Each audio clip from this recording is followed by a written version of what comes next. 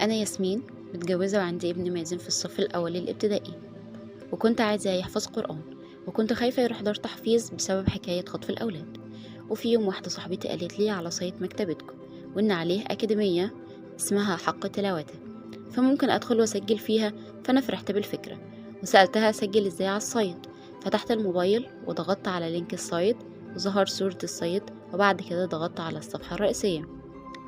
ظهر جميع المكتبات والأكاديميات ومتاجر الكتب اللي على السايت. شفت أكاديمية حق تلاوته وضغطت على كلمة فيو.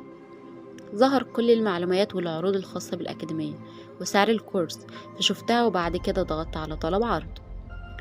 ظهرت صفحة مطلوب فيها أكتب اسم الشخص، فكتبت اسم مازن ورقم الموبايل، وكتبت رقم الموبايل وكمان تفاصيل العرض، فكتبت تحفيظ القرآن.